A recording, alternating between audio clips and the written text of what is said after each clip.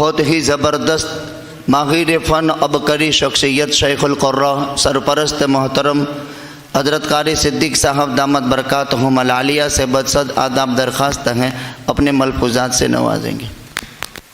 الحمدللہ رب العالمین والصلاة والسلام على سید الانبیاء والمرسلین وعلى آلہ واصحابہ اجمعین، اما بعد، اعوذ باللہ من الشیطان الرجیم، بسم اللہ الرحمن الرحیم، وَلَقَدْ آتَيْنَا دَاوُودَ مِنَّا فَضْلًا، صدق اللہ مولانا العظیم۔ انتہائی رفعتوں کے حامل، بہت ہی قابل قدر حضرات علماء کرام، مدرسہ تعلیم الدین سیدو گھر کی اس پاکیزہ درسگاہ میں علوم نبیہ صلی اللہ علیہ وسلم کے حصول کی نیک نیتی سے تشریف فرما میرے مہمانان رسول صلی اللہ علیہ وسلم، اور ان مہمانان رسول صلی اللہ علیہ وسلم کی عزت افزائی، ان کے سروں پر اپنا دست شفقت پھیرنے کی نیک نیتی اور پاکیزہ جذبات سے دور و دراز سے تشریف لائے ہوئے نیک دل بزرگوں اور بھائیوں، اور اسی طرح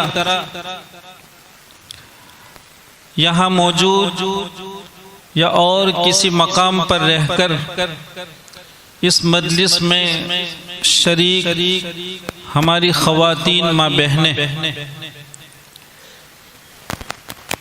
اللہ رب العزت کا ہمیں سراپا شکر ہونا چاہیے کہ اس ذات نے پھر ایک مرتبہ ہمیں اور آپ کو قرآن کریم کے مسابقے کے اس پاکیزہ عنوان سے اپنے اس گھر میں جمع ہونے کی توفیق سے نوازا ہے، ورنہ دنیا جانتی ہے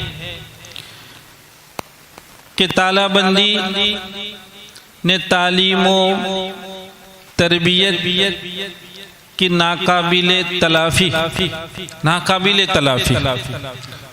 تعلیم و تربیت کی ناقابل تلافی نقصان کا سبب رہی ہے۔ یہ تالہ بندی اتنا بڑا نقصان ہوا ہے۔ ایک طبقہ تو وہ ہے جو اس تالہ بندی کی وجہ سے نفس تعلیم ہی سے محروم ہو گیا ہے اور یہ راہ چھوڑ گیا ہے، تو ایک طبقہ وہ ہے جو گو تعلیم میں رہا مگر اپنے معیار تعلیم کو سنبھالنے کے لیے اور اس کی حفاظت کے لیے نہ معلوم اب اس کو کتنے پاپڑ بیلنے پڑیں گے۔ اللہ کا شکر ادا کیجئے، اور ان اصحاب فکر ارباب تدبر کے لیے بارگاہ خداوندی میں دعا کرنی چاہیے کہ ان بزرگوں نے ہمارے اور آپ کے معیار تعلیم کو برقرار رکھنے کے لیے مسابقے کی راہ اپنائی، پھر ایک مرتبہ مسابقہ منعقد کیا اور اس کے عنوان سے ہم اور آپ یہاں جمع ہوئے۔ اس وقت صحیح معنی میں ہمارے مخاطب ہماری عزیزان گرامی ہے کہ میرے بچوں، ان اصحاب تدبر نے اپنی ذمہ داریوں کا احساس فرما کر ہمیں اور ہمارے ایمان، ہمارے دین، ہمارے اخلاق اور ہماری تعلیم کی حفاظت کے لیے نہ معلوم کتنے در پر جا کے جھولی پھیلائی ہے اور اس کا انتظام فرمایا ہے۔ اللہ تعالی امت کے ان نیک نفوس اصحاب خیر کو بہت جزائے خیر عطا فرمائے کہ انہوں نے ایسی قسم پرسی کے ایام میں جبکہ ساری چیزیں بند پڑی ہوئی تھی، ایسے وقت میں آدھا کھا کر آدھا ان مہمانان رسول صلی اللہ علیہ وسلم کے نام وقف کیا ہے۔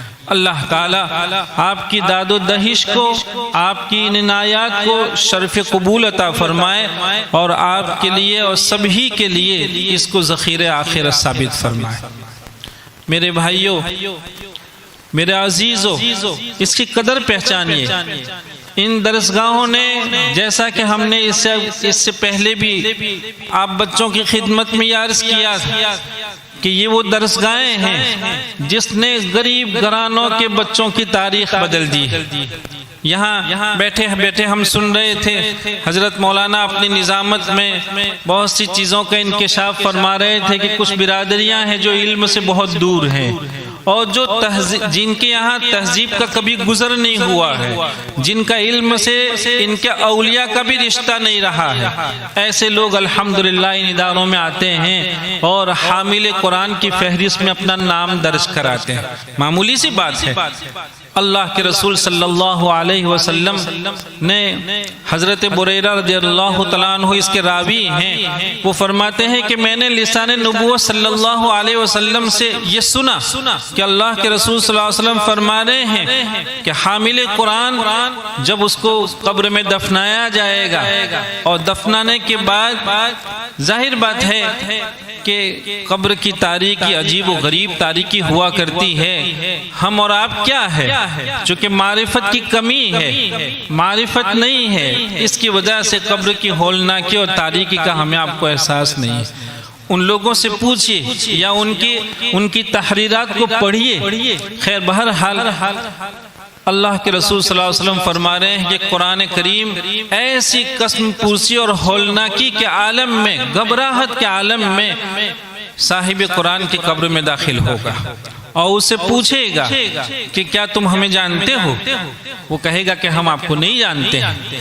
کہا کہ میں آپ کا وہ دوست ہوں کہ جس کی وجہ سے تم نے دنیا میں روکھا سوکھا کھایا تھا، جب پوری دنیا بہت عیش و آرام میں تھی، جب دنیا سو رہی تھی، ایسے وقت میں تم ہمارے لیے بیدار رہے اور تم نے اپنے جسم کا خیال نہیں کیا، تم نے اپنی زندگی ہمارے لیے وقف کر دی، تو تم نے جب دنیا میں رہ کر ہمارے ساتھ دوستی کا یہ حق ادا، دوستی جو نبھائی اور اس کا جو حق ادا کیا ہے، میں وہ قرآن کریم اس کی قبر میں پہنچے گا اور قبر میں پہنچ کر کیا کرے گا؟ پوچھئے علماء کرام سے، پوچھئے کہ کیا ہے؟ اللہ کے رسول صلی اللہ علیہ وسلم فرما رہے ہیں کہ فرشتے جب آئیں گے، منکر نکیر آئیں گے، سوالات کریں گے، قرآن کریم ان سے کہے گا کہ ہماری موجودگی میں سوال کیجئے، ہم یہاں موجود رہیں گے۔ ظاہر بات ہے کہ ایک انسان قبر میں تنہا ہوتا ہے، وہ کتنی گھبراہٹ میں ہوتا ہے، اس وقت اس کو کسی کے سہارے کی ضرورت پڑتی ہے، کسی کے آسرے کی ضرورت پڑتی ہے، کوئی تسلی دینے والا اگر اس وقت مل جاتا ہے تو کیا پوچھئے؟ قرآن کریم منکر نکیر سے کہے گا کہ اللہ کی طرف سے آپ کو حکم ہے، آپ ان سے جو پوچھنا چاہیں پوچھ لیجئے، لیکن ہماری موجودگی میں جب سوالات سے فراغت ہو جائے گی، قرآن کریم اللہ کی بارگاہ میں جائے گا اور جاتے جاتے صاحب قبر سے، حامل قرآن سے کہے گا کہ میں اللہ کی بارگاہ میں جا کر تمہارے لیے تکیہ اور چادر کا انتظام کرتا ہوں۔ قرآن اللہ کی بارگاہ میں پہنچے گا، کہا کہ میرا دوست آیا ہے اور ایک ایسا میرا دوست آیا ہے جس بیچارے نے دنیا میں کتنی تلخیاں میرے لیے برداشت کی۔ حافظ قرآن ایسے ہو جاتا ہے۔ ان بچوں سے پوچھئے جو حفظ کرتے ہیں، ان بچوں سے پوچھئے وہ کتنی تلخیاں برداشت کرتے ہیں۔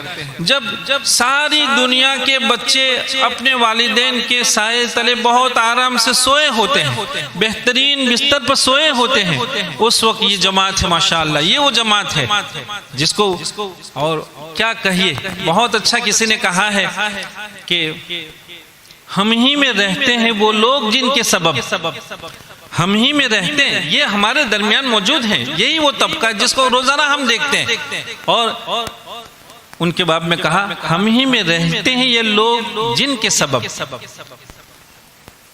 زمین بلند ہوئی آسماں کے ہوتے ہوئے، زمین بلند ہوئی آسماں کے ہوتے ہوئے۔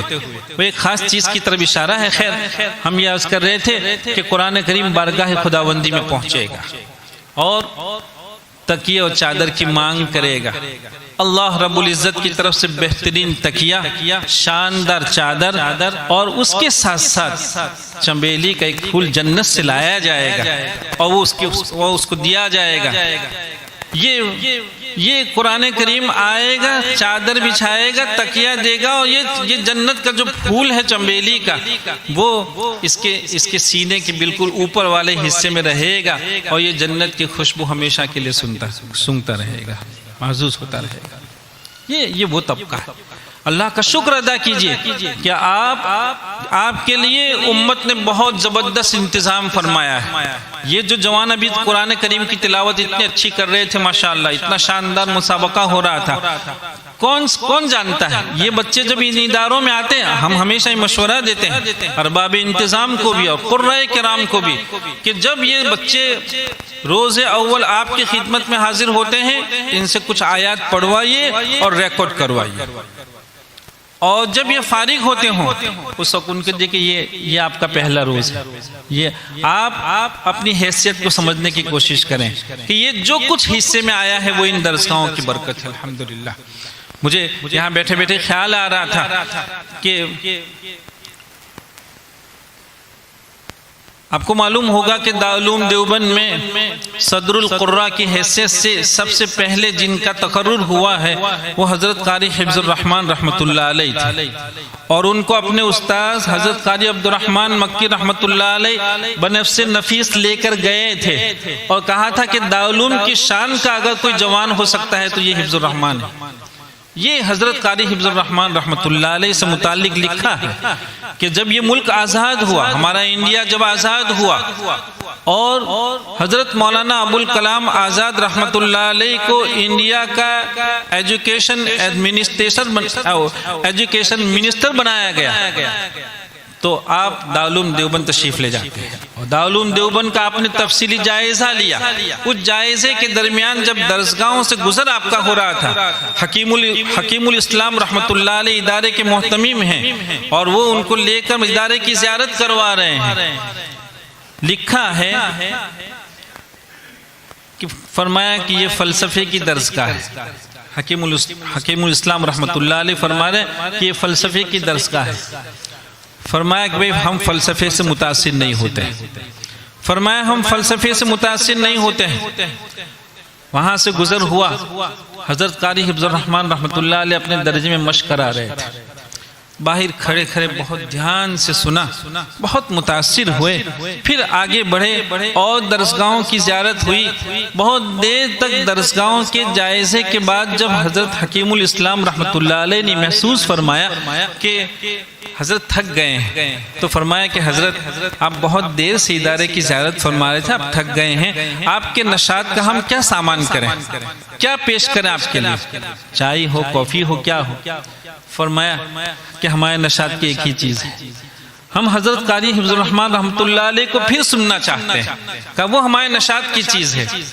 حضرت عثمان غنی رضی اللہ تعالیٰ عنہ نے فرمایا تھا لو طہرت قلوبکم ما شبعت بالقرآن، وہ قرآن وہ کبھی سیری نہیں ہوتی، کبھی اسے قرآن کریم عجیب و غریب دولت ہے، اس میں ایسی چاشنی ہے، اس میں ایسی جاذبیت ہے کہ جب اللہ کا کوئی بندہ بہترین انداز میں اللہ کے کلام کو تلاوت کرتا ہے تو بھوک و پیاس کا احساس ختم ہو جاتا ہے۔ حضرت مولانا ابوالکلام آزاد رحمۃ اللہ علیہ نے فرمایا کہ میرے نشاط کے لیے کوئی چیز ہو سکتی ہے تو حضرت قاری حفظ الرحمن رحمۃ اللہ علیہ کو ہمیں سنوائیے۔ پھر کہا بہت بہتر ہے، آپ یہاں تشریف رکھیں، ہم ان کو بلا لیتے ہیں۔ میرے بھائیوں اور یہاں علمی برادری کے جتنے لوگ موجود ہیں وہ اس کو دھیان سے سنیں۔ حضرت مولانا ابوالکلام آزاد رحمۃ اللہ علیہ نے جب ان کی سننے کی خواہش کا اظہار فرمایا اور تو حضرت حکیم الاسلام رحمۃ اللہ علیہ فرماتے کہ ہم حضرت قاری حفظ الرحمن صاحب کو بلا لیتے ہیں۔ فرمایا کہ نہیں، سننے کا شوق ہمیں ہے، قرآن کریم اور حامل قرآن کی عظمت کا مقتضی یہ ہے کہ ہم وہاں پہنچے، چنانچہ ان کی درسگاہ تشریف لے جاتے ہیں. دیکھا وہ مصروف ہیں, وہ مشق کرا رہے ہیں, درجے میں داخل نہیں ہوئے, باہر کھڑے کھڑے ان کو سنتے رہے. جب حضرت قاری حفظ الرحمان رحمۃ اللہ علیہ تلاوت سے فارغ ہوئے تو پہلے درجے میں حاضری کے لیے اجازت چاہیے. کہا ہم حاضر ہو سکتے ہیں؟ میں کمن سر. ہمارے یہاں لوگ ایسا کہتے ہیں, ہم درجے میں حاضر ہو سکتے ہیں. چنانچہ اجازت ہوئی, وہ درجے میں تشریف لے گئے اور پھر حضرت قاری حفظ الرحمان رحمۃ اللہ علیہ نے سورہ ملک کو تلاوت فرمایا. سورہ ملک تلاوت فرمائی.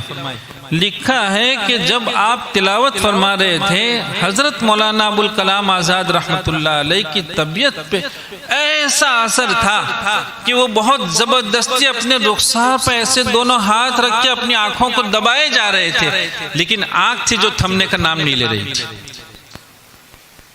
یہ ہم آپ عزیزوں کو یہ سنانے جا رہے ہیں کہ بچوں ان محسنین کی قدر پہچانو. اللہ کی بارگاہ میں ہمیشہ دعاؤں کا اہتمام کیجئے, ان درسگاہوں کی قدر کیجئے.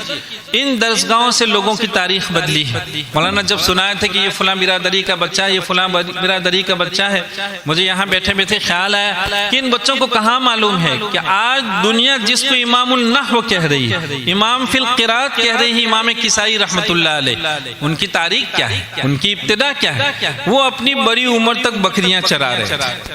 وہ اپنی بڑی عمر تک بکریاں چرا رہے تھے. انہوں نے علم کی راہ نہیں اپنائی تھی. وہ نیک دل اساتذہ کی صحبت سے اب تک محروم تھے.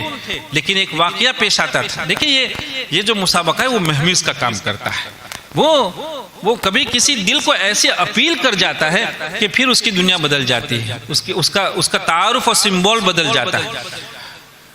یہ امام کسائی رحمۃ اللہ علیہ بکریاں چرا رہے تھے اور بڑی عمر تک بکریاں چرائے تھے. واقعہ یہ پیش آیا کہ ایک خاتون اپنے بچے کو, معصوم بچے کو مدرسہ لے کر جا رہی تھی اور بچہ بہت زبردستی خوب رو کر کہہ رہا تھا کہ مجھے مدرسہ نہیں جانا ہے, ہم نہیں جائیں گے وہاں. اس کی والدہ اس کو گھسیٹ کر لے جا رہی تھی. جب بچہ بہت رونے لگا تو اس کی والدہ نے کہا کہ ارے تعلیم کی راہ اپناؤ, مدرسے جانے کا شوق رکھو, کچھ پڑھو لکھو, ورنہ دیکھو یہ جوان جیسے بکریاں چراتا ہے عمر بھر بکریاں چرانی پڑے گی. امام کسائی رحمۃ اللہ علیہ نے جب یہ سنا کہ اچھا ہمیں مثال میں اس طرح سے پیش کیا جا رہا ہے کہ اگر تعلیم سے دور رہو گے, ایجوکیشن کی راہ نہیں اپنائی تو زندگی بھر بکریاں چرانی پڑے گی.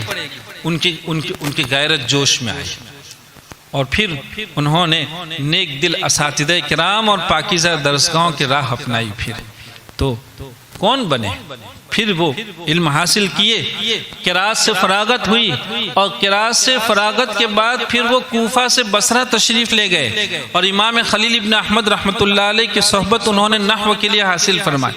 اور اس صحبت کا نتیجہ تھا کہ امام خلیل ابن احمد رحمۃ اللہ علیہ کے بعد اگر نحو کی امامت کسی کے حوالے ہوئی تو امام کسائی رحمۃ اللہ علیہ کے حوالے ہوئی. کون ایک بکریاں چرانے والا ہے, اس کی تاریخ کون بدل رہا ہے؟ یہ درسگاہیں بدل رہی ہے یا اساتذہ کرام بدل رہے ہیں. پھر ایک موقع ایسا آتا ہے کہ امام کسائی رحمۃ اللہ علیہ اتنے بڑے امام کہ کوفہ میں امام حمزہ رحمۃ اللہ علیہ کے انتقال کے بعد کوفہ کے سارے قراء نے امام کسائی رحمۃ اللہ علیہ کو قرات میں امام تسلیم کیا.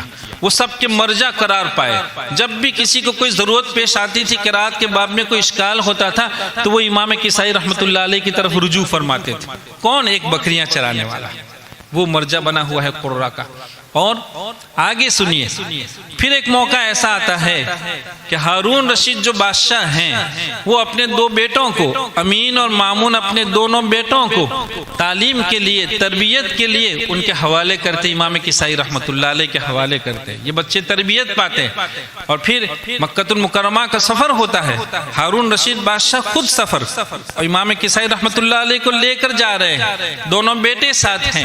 جب بیت اللہ سے وہ نکل رہے تھے تو وہ دونوں بیٹے جلدی سے امام کسائی رحمۃ اللہ علیہ کی جوتی اٹھانے کے لیے لپکے تو جوتی لے کر آئے، روک دیا کہ امام ٹھہر جائیے، جوتی پہننے سے پہلے ایک سوال کا جواب دیجئے، کہ بتلائیے بادشاہ زیادہ معزز ہوتا ہے یا حامل قرآن زیادہ معزز ہوتا ہے؟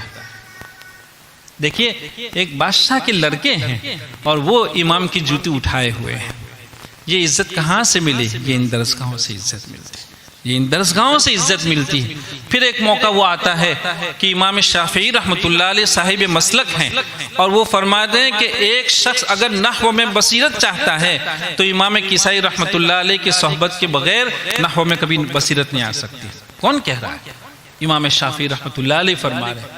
ایک موقع ایسا آتا ہے کہ امام کسائی رحمۃ اللہ علیہ کا انتقال ہوتا ہے، یہ علامہ ابو شامہ رحمۃ اللہ علیہ نے اپنی شرح شاطبیہ ابراز المعانی میں یہ واقعہ لکھا ہے کہ ان کا انتقال ہوتا ہے، اور لوگوں نے ان کو خواب میں دیکھا تو پوچھا کہ اللہ رب العزت نے آپ کے ساتھ کیا معاملہ فرمایا؟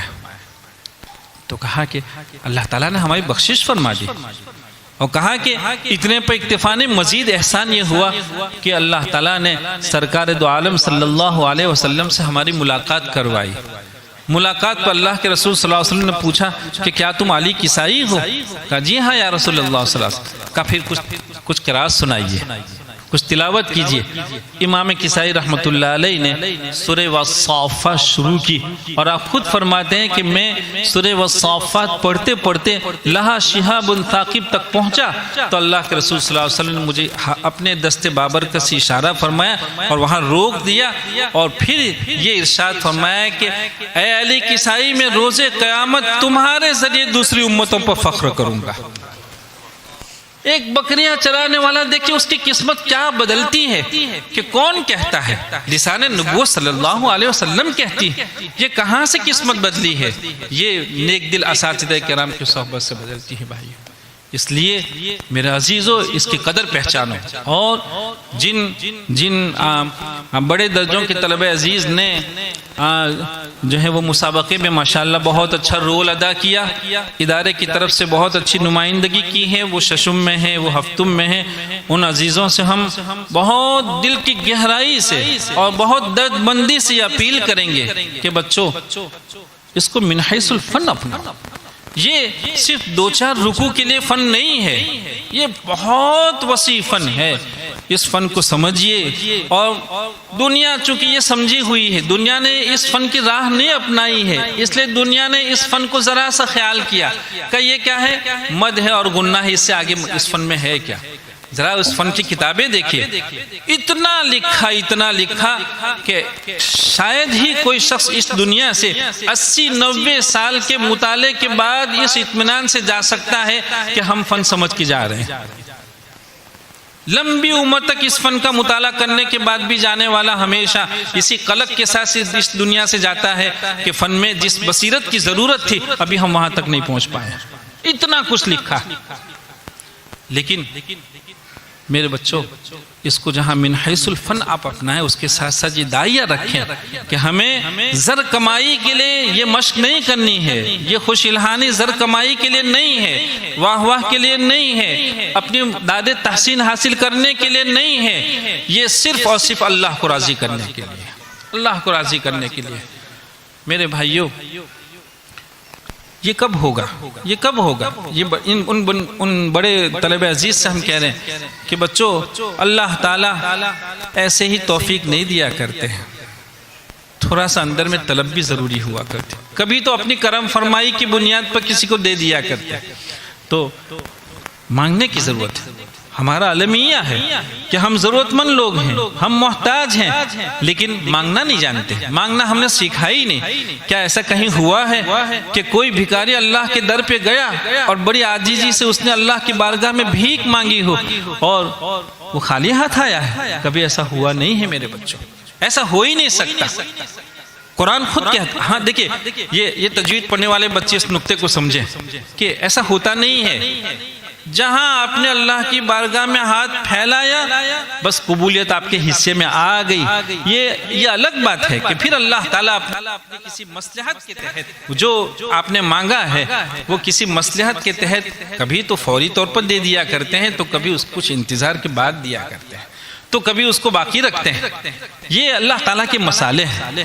ورنہ آپ دیکھیں وَإِذَا سَأَلَكَ عِبَادِي عَنِّي فَإِنِّي قَرِيبٌ، اس کے بعد ہے اجیبو، دونوں کو ملائیے، قریب اجیبو، قریب اجیبو. تنوین ہے، تنوین کے بعد حمزہ ہے، اور سب بچے جانتے ہیں کہ اظہار حلقی ہے، یہاں گننا نہیں ہوتا ہے، لہذا گننے میں جو ایک الف کے بقدر تاخیر ہوتی ہے وہ یہاں تاخیر نہیں ہے. یہ اظہار اور تاخیر اور گننے کا نہ ہونا خود بتلا رہا کہ ابھی اللہ تعالیٰ سے کسی نے مانگا نہیں کہ گننے کی تاخیر بھی نہیں ہوتی، فوراً قبول ہو جاتا ہے. کیا فن ہے، کیا فن ہے بچوں، سب ایسا فن ہے. اور یہ موقع نہیں ہے، ورنہ فن میں کیسے کیسے لطائف اور کیسے نکات اور کیسی باریکیاں ہیں. اللہ تعالیٰ سے دعا کیجیے. دیکھیے جو بھی کرے گا وہ اس کو اپنی قسمت سمجھ کے کرے گا. ہمارا کسی پر کوئی احسان نہیں ہے. اگر اللہ تعالیٰ ہمیں قبول فرما لیتے ہیں تو اس کا احسان ہے، ورنہ وہ بے نیاز ذات ہے. ہمارے سامنے کئی مثالیں ایسی ہیں کہ جو ان اداروں کے لوگ نہیں کہلاتے تھے، وہ پروفیسر تھے، وہ بڑی بڑی یونیورسٹیوں میں پروفیسرنگ کر رہے تھے، لیکن جیسے ہی ریٹائر ہوئے انہوں نے یہ نیک راہ اپنائی تو پھر قرات کی اللہ پاک نے ان سے ایسی خدمتیں لی ہیں. اللہ کی ذات تو بے نیاز ہے. اور جو خواتین یہاں سن رہی ہیں یا اور سنیں بعد میں بھی سنیں گی، ان خواتین سے بھی ہم عرض کریں گے کہ اس وقت دنیا جانتی ہے کہ یہ جو طبقہ بچوں کا طبقہ ہے نا، یہ لہو و لعب میں اس وقت سب کا تجزیہ یہ ہے کہ لڑکیوں کا نتیجہ لڑکوں کی بنسبت بہتر ہے. تعلیم میں بہت کچھ کر سکتی ہیں یہ لڑکیاں، اور اگر موقع ہے تو اپنے اکابر سے، ان علماء کرام سے خواتین دین میں ان کی کیا خدمات رہی ہیں، ان کی خدمات کی کیا تاریخ ہے، وہ سننے کی کوشش کریں. آپ سے اللہ تعالیٰ بہت کچھ کام لے. ایک مرتبہ گیا تھا وہاں انگلینڈ گیا، بریڈ فورڈ میں ایک مجلس ہوئی تو کہا کہ بھئی مکاتب کے علماء کو جمع کیا ہے، اور جو ہے وہ آج آپ مکاتب کی تعلیم کس انداز کی ہونی چاہیے، اس سے متعلق آپ کچھ گفتگو کریں، کچھ سوالات لوگوں کو ہوں گے تو پوچھیں. میں نے بہتر ہے تھوڑی بہت گفتگو کی. اس کے بعد جو ہے وہ سوالات جوابات کا موقع آیا. ایک مدرس ہم سے سوال کر رہے تھے کہ مول صاحب ہمارے لیے پریشانی یہ ہے کہ یہ بچے جب ہماری درسگاہ میں آتے ہیں، معصومیت کے بچے کا یہ ہماری درسگاہ میں آتے ہیں تو ہم تو ان کو بہت اچھا صحیح قرآن کریم پڑھا کر گھر بھیجتے ہیں، لیکن یہ بچے اپنے گھر جا کر کوئی اپنی ماں سے سبق تیار کرتا ہے، کوئی اپنی بہن سے تیار کرتا ہے، ان کا قرآن صحیح نہیں ہے تو پھر یہ غلط کر کے آ جاتے ہیں. تو کہا اس کے لیے ہم کیا کریں؟ میں نے کہا علاج تو ہم بعد میں بتلاتے ہیں، لیکن ایک سوال آپ سے پوچھتے ہیں کہ ان ماں بیٹیوں نے قرآن کہاں سیکھا تھا؟ آپ کے پاس سیکھا تھا. اگر آپ نے اس زمانے میں فکر کیا ہوتا تو یہ شکایت کا موقع آپ کو نہیں ملتا. لیکن آپ دیکھیں دنیا میں لڑکیوں نے قرات میں کیسی کیسی خدمات خواتین کی ہیں. قرات کے فن میں دوسرے فنون کو تو چھوڑیے، ان میں تو ہے ہی ہے، لیکن نفس قرات کے فن میں خواتین کا رول وہ واقعتاً قابل قدر ہیں، قابل فخر ہیں. ہم ان خواتین کو بھی مبارکباد پیش کرتے ہیں جنہوں نے دینی راہ اپنائی ہے اور وہ علوم اسلامیہ کے حصول کا شوق رکھتی ہیں. اللہ تعالیٰ مبارک فرمائے.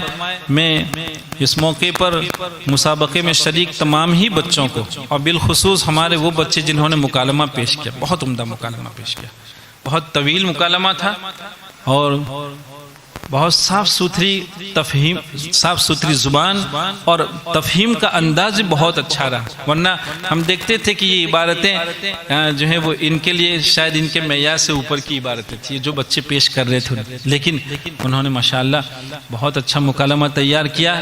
جن اساتذہ کرام نے ان کی تربیت فرمائی، ان کے مکالمے کی نگرانی کی ہے، ان کو بھی ہم دلی مبارکباد پیش کرتے ہیں. بہرحال بحیثیت مجموعی بہت کامیاب مسابقہ ہے اور اس کامیاب مسابقے پر ہم آپ سب بھائیوں کو بھی، اساتذہ کرام کو بھی، ارباب انتظام کو بھی، اور یہاں جو مہمانان تشریف لائے ہیں سب کی خدمت میں دل کی تمام تر گہرائیوں سے مبارکباد پیش کرتے ہیں، اور اللہ سے دعا کرتے ہیں کہ اللہ تعالیٰ اس طرح کی مجالس کی ہمیں بار بار توفیق عطا فرمائے، اور ان میں سے کسی ایک مجلس کی جب قبولیت ہو جائے گی تو ہمارے لیے ذریعہ نجات بھی ہوگی اور ذخیرہ آخرت بھی ثابت ہوگی انشاءاللہ۔ وآخر دعوانا ان الحمدللہ رب العالمین۔